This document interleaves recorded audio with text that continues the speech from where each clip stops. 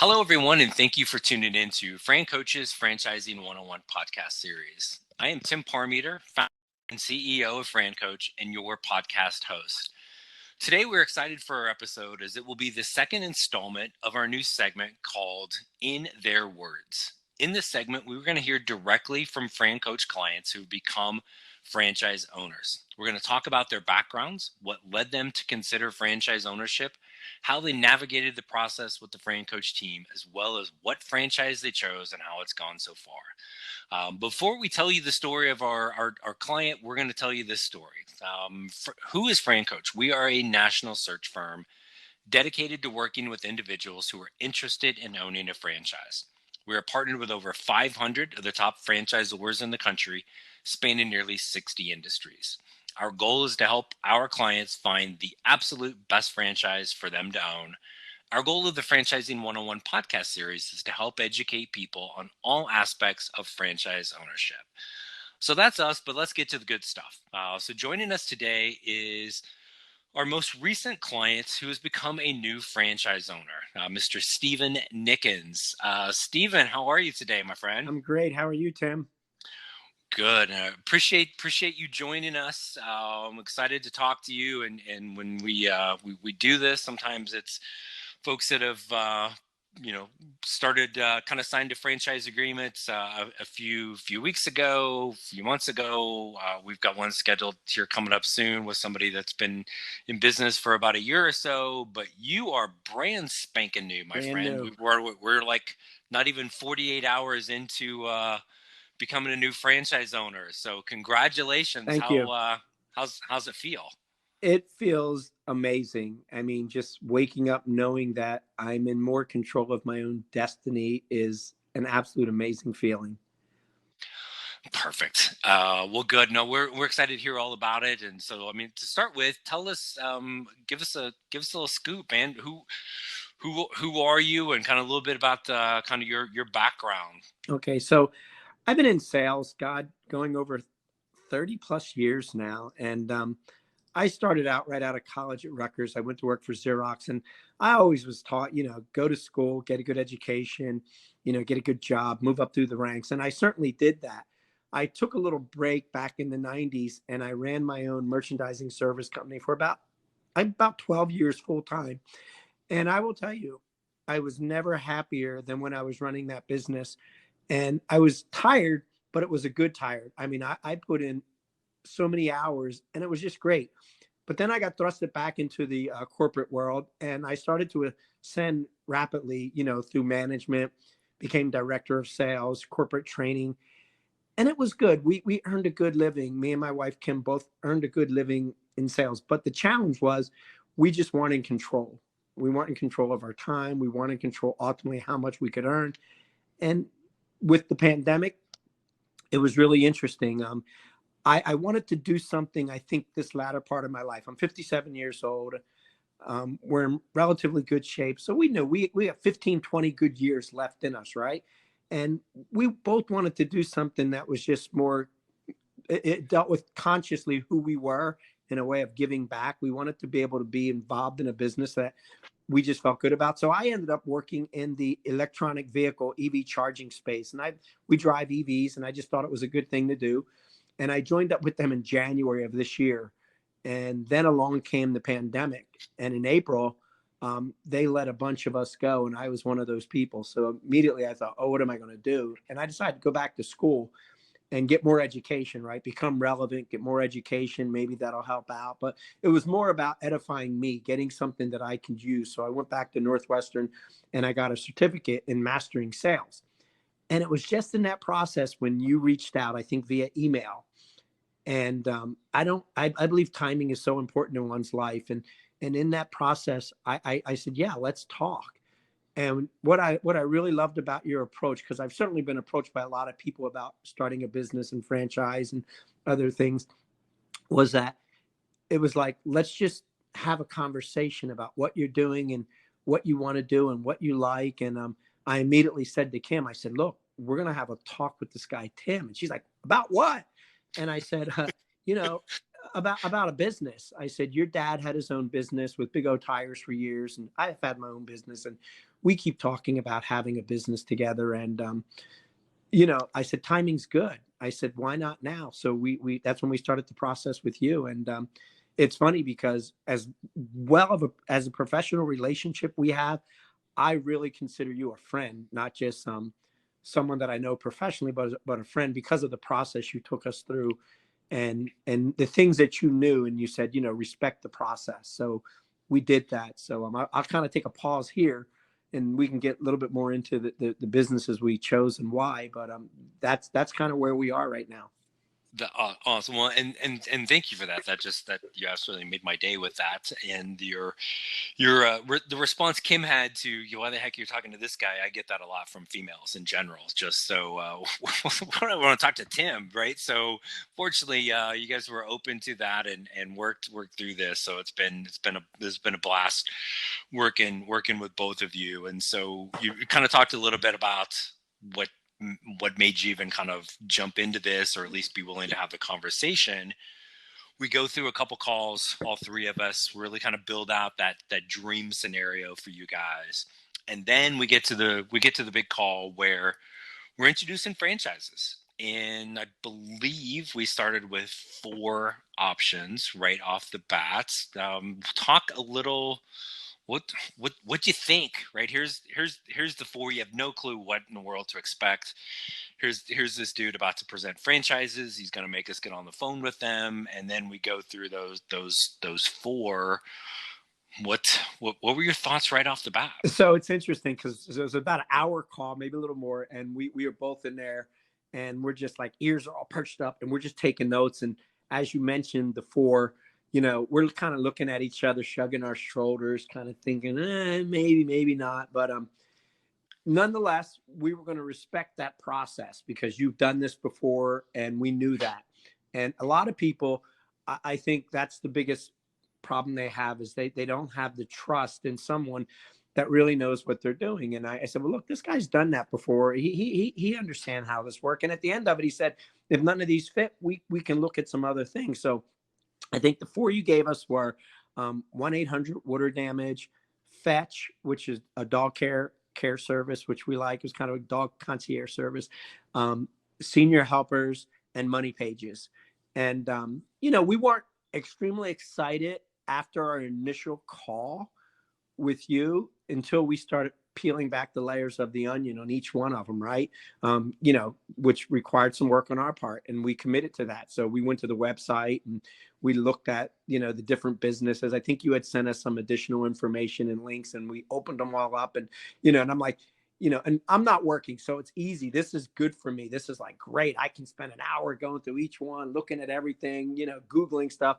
And Kim's working, so I'm having to kind of feed her information. So it's a little challenging, but I'm like, hey, Kim, you got to read this. You got to read that. And I think the first one that we got excited about, believe it or not, just because we hadn't spoken to anyone from any of the franchises yet. And the first person I spoke to was Tom, gentleman named Tom over at Fetch. And this is another part of the process, which I really love. Everybody you put us in touch with was absolutely great. They were great. Once we committed to moving forward, they all reached out. They were all responsive. They all replied back to text, email, or phone calls.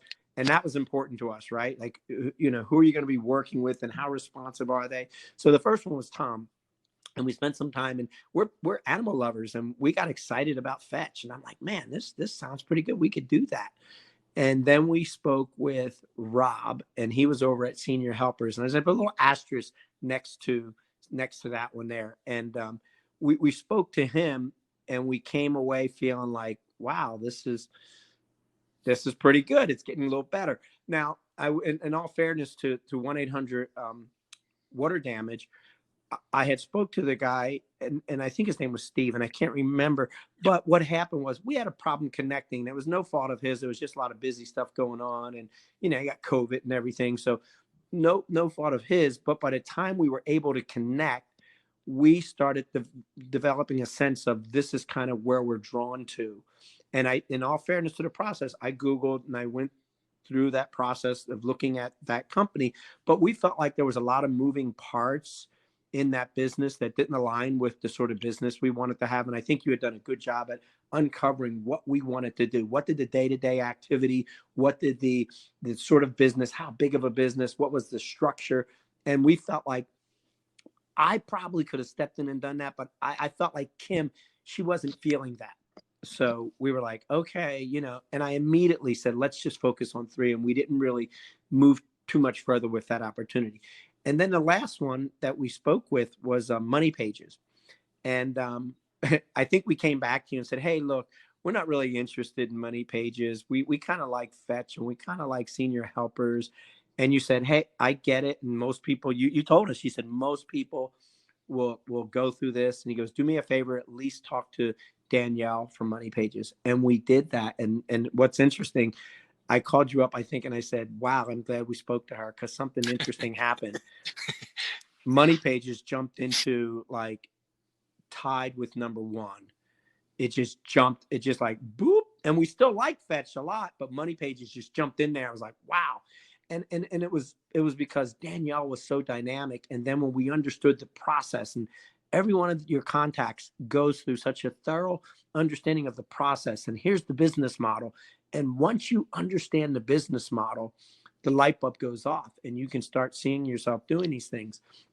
So we got excited about that. Now, the day-to-day is really what resonated with us with Senior Helpers.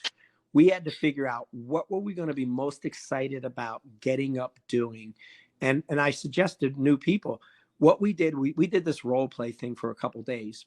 We said, let's go to bed, wake up in the morning, and let's pretend we're Senior Helpers owners. And we woke up and we said, what would our day look like? What would we be going out doing? And it was meeting with potential clients, right? It was meeting and interviewing potential caregivers. It was going out, being the face of the business.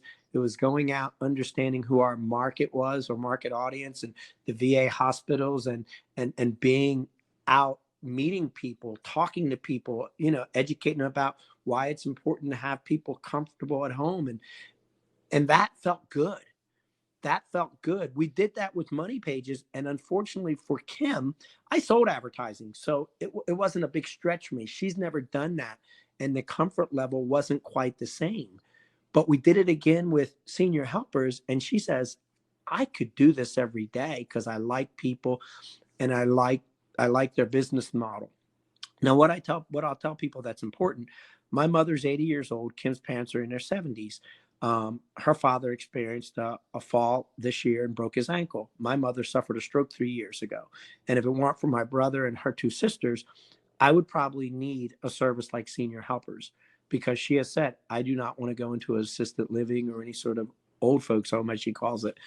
And that resonated with us, and that was important. So we had immediately identified Senior Helpers as a business that we were passionate about. And I think in anything you do, you got to be passionate. And I think we touched on this yesterday. I've had a lot of jobs that I liked, and I liked them a lot, and I was good at them, and I made a lot of money. I never really had a job outside of my own business that I loved. And I honestly feel like, and we're 48 hours into this thing, I just feel like I'm going to love this business. I'm probably going to work 60, 70 hours a week, but I'm going to love what I do. And I think that's important, especially, I say this as I get older, but I think if someone told me 20 years ago, Tim, go find out what you love and just go do it, I'd have been better off. Because I think when you really do something that you're passionate about, you don't get focused on the money. You just like the work. And I think that's where we're at. We're about to embark on something where, we'll be able to earn a pretty good living, as most franchises do, because you're in control of two key things, right? Time and money. And those are the key things for success and happiness. And so I'm not worried about that. But I think more importantly, for our own mental health, our own spirituality, when you find something you're passionate about, it changes everything in your life. It changes your stress, just everything, your physical being. So Senior Helpers did that for us. And it's not to say that at some point in life, we may not revisit Money Pages, or I may not talk to one of my daughters or sons about, pursuing a Money Pages or a Fetch opportunity, because they're good opportunities. And I could see us having a family corporate kind of business and maybe owning other franchises, because they're just that good. But for us, it was Senior Helpers, and that's kind of where we are today. Yeah. That's awesome. You talk about and you guys did I call it the get out of bed test. In fact, our most recent podcast episode was all about the get out of bed test, and people will get it caught up into, especially coming out of the corporate world. Well, this is the industry I've been in, therefore that's the industry I need to have a franchise in, and it's rarely the case. And it really comes down to you're gonna get out of bed, you're gonna go to work at your business. We don't want the right. It needs to be the yes. You're jumping out of bed, you're not pulling the covers back over your head, hitting snooze 14 times. And when you have that type of energy and excitement about what you're going to do, you're going to be successful, right? Yeah. So that's fantastic. And you talked about at the beginning when we introduced the franchises, and it's something I'm would bet I said this to you, because I say this almost every time we introduce franchises. There's a good chance one of the franchises I present to folks is gonna elicit an eye roll, and you and Kim may have looked at each other and rolled your eyes at one or more than them, and that's okay. The eye roll franchise wins more times than not.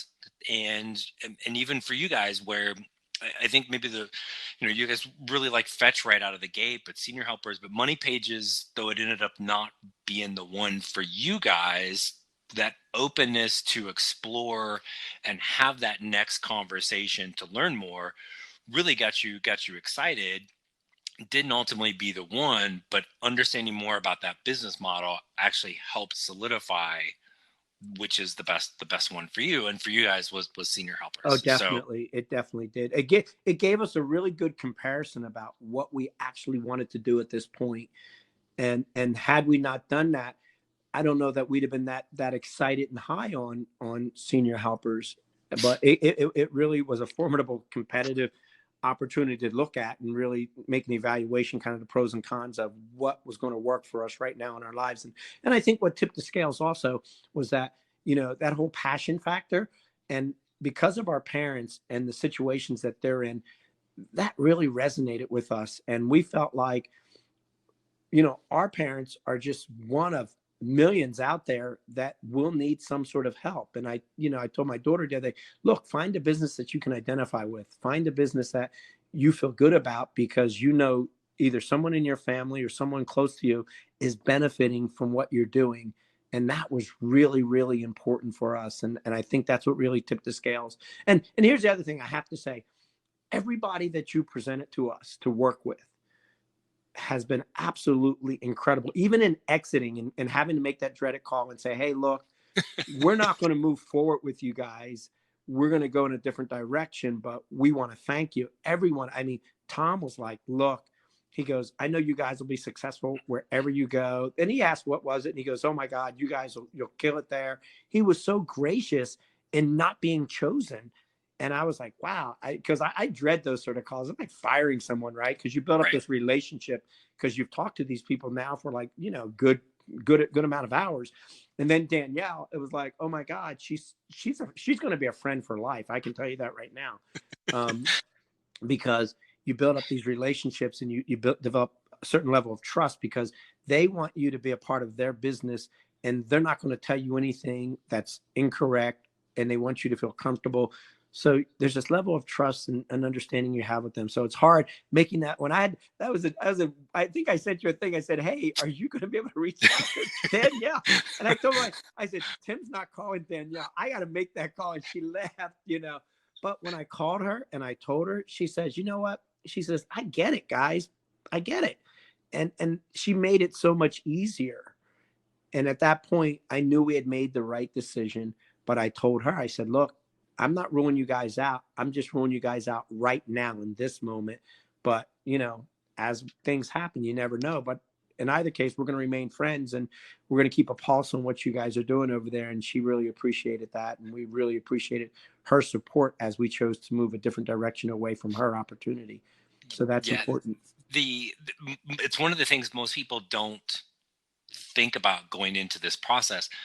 The connectivity that you have with the franchisor and their whole team, their culture, that matters greatly for almost everybody we work with, right? Every now and then there's somebody that's just, as I always call it, like they have a hard time dialing down their inner jackass, right? And like, they don't care, just whatever, just give me the thing, get out of my way.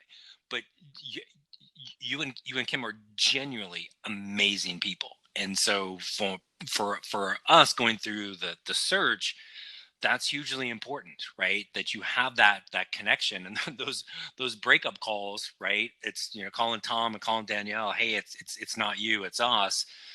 Those aren't fun, but it also, to me, I'll just flat tell you, it goes back to the character you guys have, because sometimes people try to pawn that off onto me, and that just, I think it's very, very telling that not only you skipped the email, like the Dear John breakup, you got on the phone and you actually had a conversation with them, which kudos to you for doing that, because that's not easy. But that connectivity that you had with them, and then with senior helpers, you had a chance to meet their whole team, and maybe that's the one last thing of the process. The last thing that you do, the discovery day or meet the team day, the terms are kind of synonymous with this. And with COVID, this was all virtual, but tell everybody what that experience was like, the meet the team day with everybody at Senior Helpers. Great. I want to step back one quick moment too before I get into that. Something each one of the people that we got down to the last three, which was Senior Helpers, Fetch, and Money Pages, and we started talking to owners that actually own franchises. And one of the things I'll tell people is that when you start talking to owners, start looking at them and see if you can see yourself in them. So we talked to this couple in Sacramento, Nick and Desiree Trunzo, and they were into this thing about a year. We just found out in our Meet the Team Day that they were rookies of the year, which was super exciting. And they're getting their second territory as we speak. So that was exciting. So when we went to Meet the Team Day, a lot of stuff, Rob, who's been great, he's VP of franchise operation over at Senior Helpers. He's kind of our chaperone through that process. And Annie Long, who works with him, they were super helpful and super nice. I mean, they had breakfast and coffee and food show up for us at, 7:00 in the morning. Our day, so we started, they're East Coast, we're West Coast. So we started at 8:45. So they had food set up, sent over Grubhub for us in the morning, which was nice. Some donuts, get us on that little sugar high, and some coffee all wound up so we can get through a pretty long day, because it started at 8:45. We ended about 1:45, 2:00. And you go through and you meet the various people in the organization that you're going to be working with, not just for the next 6 months, 9 months, but as long as you're an owner within that organization, you get to work with these great, talented people. And, one of the questions that Kim asked, she said, in your opinion, those that don't make it, what is the thing that you would say stands out? Because, failing for us is not an option. And the VP of operations, she said, well, there's two things that stand out. She says, people do not rely on these great resources that we give them, and they think they have a better roadmap to success. And she says, and people just are underfunded when they get into this thing. They have to make sure they're committed to the right amount of monies to make sure it's going right, but they don't rely on the resources. And I'm thinking, why wouldn't you rely on people who have done this 300 times and have made people's lives financially free over and over? I mean, it's like buying a McDonald's franchises and say, I'm not going to use your recipe for French fries because I don't like it. I mean, whether you like it or not, it works. Why do you think they sold billions of burgers and fries, right? And that's the thing. You meet these people and they all bring such a passion to what they do. And we're in this virtual Zoom call, and we can barely contain ourselves. We're like, oh my God. Because here's what I'm going to tell you. I've worked in corporate companies, and we've worked for some of the best companies, Staples Corporation, Xerox. I worked for a big phone company. I worked for, we both came out of the GE, blue chip GE world. And that's a great company, right? A lot of good resources and stuff. But I've never seen a company at this level. They just all operate on such a high level, and they're all so passionate. I'd go into these GE meetings, and you could tell the person presenting, they were just doing it because they were put on an agenda, and they just wanted to get through whatever it is they were putting up on the screen, and you had to suffer right along with them trying to understand and make sense of it. Everything they put on the screen, it was on the screen. We're taking notes. We're writing down stuff. We're like, oh my God. But you could tell that everyone there lives this and does it. That was important because here we are about to embark on something that's going to change our lives and ultimately determine our future. And everyone was so passionate about it. And we did that, and we came away with like, yeah, we've made a really good choice. We're happy. They're happy. And then we find out at the end of the day, we wrap up with Rob Cantrell, who's the VP of franchise operations and franchise development. And he says to us, oh, by the way, I've told, after they offered us the franchise and we gladly accepted, he says, I've told people around the office that you two are going to be the next rookies of the year. And Kim, she's super competitive. She's like, we are. And I was like, yeah, we are. But that's how this thing ended, on such a high note that we haven't come down yet. And yeah. That's and I would be just stunned if you guys didn't end up with that great thing, right? But that experience, the experience, and just kind of leaving those discovery day and meet the team days, essentially like overwhelmed, like oh my gosh, how could anybody possibly fail? Which shameless podcast promotion, episode 5 of our podcast series, literally we talk about what if I fail, and one of the things, really the two main reasons somebody doesn't follow the plan, or they're just flat lazy and they don't work. And that's the caveat, and really the trick with all of this is you have to find that perfect match for you. Yeah. For you guys, it's senior helpers. The next person we may work with, I may talk about senior care, and then I go, oh man, I hate old people. Well, guess what? That's not going to be for them. That's okay. But when you find the right match, you got to try really hard to screw it up. You do. You just have to be the McDonald's owner that's going to say, I don't want to sell cheeseburgers. Right. And even then, or just like, I'm not going to show up to work. Well, and this from experience and everything with senior helpers and their meet the team day.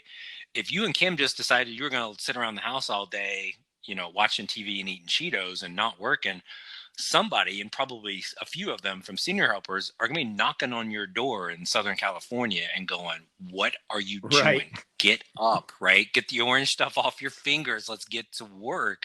They're just not going to let that happen once you find that perfect match. So that is I awesome. have to share this story because I shared it with the people at senior helpers, and it's something you said to me. And I want to share it on the podcast because I want it to be archived. So I want people to hear this. In our conversation prior to Meet the Team Day, I think it was, or it's last Friday, you said, and it was, I shared this, and it's so powerful. You said, Steven, look, Senior Helpers has built you the absolute best race car they could ever build. Like, this race car will win any race that they enter this car in. Now, you and Kim are the drivers of that car, and they're going to train you how to drive that car, and they're going to tell you what grade of fuel to put in that car. And it's a premium fuel. And if you go out and drive the car the way they tell you and use the fuel the way you should in that car, you're going to win the race. It's a given. And I'm a car guy. We don't miss the Grand Prix. We go every year. We were heartbroken when the Grand Prix was canceled this year. But when you told that story, I'm like, I told Kim, I said, I don't know if did he go and look me up and find out that I'm a car guy? Because we were talking about cars and my electric cars. And I said, but good Lord, that story was like nailing the coffin shut for me.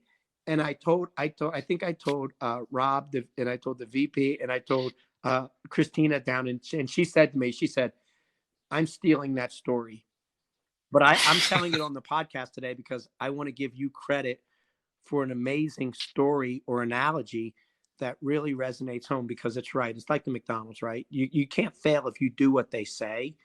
And that's kind of where we are right now. We're like, hey, you know what? And they're okay with, if you have a wheel and it's working, you can improve upon it, but you don't have to go and reinvent it. And that's really what this is about. Everybody's improving upon stuff, and we're sharing these best practices across all 300 franchise owners, but you don't have to go and reinvent anything. It's already done. And that was great with that whole car analogy. So I wanted to get that on here. And thank you for that. Yeah. Thank you so much. No, yeah, that's awesome. So no, cool. So what This has been fantastic, man. I appreciate all of this, but I guess maybe last question I'll throw at you, and I'll let you run. But what would you want to share with maybe somebody out there who's thinking about looking into franchise ownership to try to see if this is the right path for them? I would say to young people, don't wait till you're my age. I think young people think that they're not in a position, or they'll wait, that's like a fallback. No, if someone would have said to me, because I had my own business, but no one really looked at and said, hey, why don't you look at these sort of businesses or this sort of opportunity? If someone literally would have said to me 15, 20 years ago, you should be looking at and doing this whole evaluation process, I'd be in a different headspace right now. But I mean, I'm glad that it's working out for me now. But I tell my daughters and my sons, look, if you have an opportunity to go and own a business, go own it. There's a book out called Millionaire Next Door, and it talks about people that you would never suspect are millionaires. You wonder what they do. But it came out years ago, but it's people who own their own businesses. It's people who've taken control of time and money, and they own their own companies. So that's important. Don't wait. If you think you need to wait, don't wait. And then the people who are getting up there in age, like we were, make a decision now. And here's the thing, we were in a good financial position because we made a decision to get out of debt and put a little bit of money away, but we didn't invest well. So we didn't have some huge retirement plan to fall back on. And we needed a vehicle to help us get to that end of the road sort of part of our life. And this is the perfect way to do it. But for people who maybe have pretty good credit and don't have a whole lot of money put away, there's a lot of resources out there to help you become an owner. And especially now with everything going on in pandemic, if you have an opportunity to take control of your life and own a business of a franchise of some sort, I would say do it now, or at least start the conversation. It may not happen for another year, but you got to start the conversation now.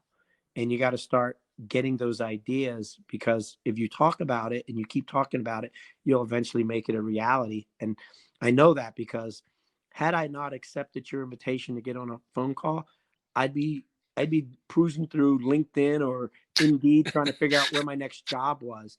And a buddy of mine Yep. said to me, I called him up, my best friend Bobby, and he called him up and say, we got the franchise. He said, man, I'm so happy for you. He goes, you know what I'm really happy about? I said, what's that? He goes, you are off the job market. You're no longer hireable.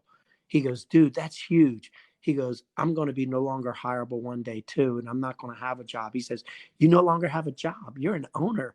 And when he said that, I just smiled like, yeah, you're right, dude. I'm an owner. I'm no longer an employee, or I don't have a job. I just got a tremendous opportunity. And that's what I would tell people, is that if you don't want a job, go out and find yourself a franchise and embark upon a tremendous opportunity. The best title you can have on your business card is owner. Yeah. Yeah, right. And you get to put that on there now. So so cool. So Steven, man, I can't thank you enough for spending time with us today to talk about all of this. And I know you're going to be an enormous success as senior helpers owners. And in a year when you guys become get that Rookie of the Year award, then we can do a return guest appearance on the podcast. And just for you, you've got now the ability for your family. You get to your daughter that won't have you on their podcast. You get to kind of mention, that the heck with you, kiddo, you're out of the will. So you can just you can adopt me and my 7-year-old Yeah. and pick her out. So well, I'm going to so make this sure, is cool, man. I'm going to make sure she hears this and say, people realize talent, and don't sleep on this, because by the time you call me, my schedule might be too booked. Yeah, you'll be doing the late night talk shows here very very soon. So seriously, man, thank you so much for coming on and talking to us. Thanks today. for having me. I appreciate it, and thanks for all that you've done in the past several months to making all of this happen. You are very welcome. And for all of our wonderful loyal podcast listeners, we hope The Franchising 101 series continues to provide insight into the amazing possibilities that can be achieved as a franchise owner. If you haven't yet subscribed to our podcast, please do so. Don't want you to miss out anything that's been already out or coming up in the future. If you'd like to learn more about becoming a franchise owner and join Steven and Cam on that path, then let's schedule a brief introductory call. There's never ever any fee for our service. Click the link in the podcast window. Find us online, FranCoach.net. Again, never any fee, so we encourage you to take that first step today to help create your better tomorrow. Thanks, everybody, and have a great day. Bye-bye.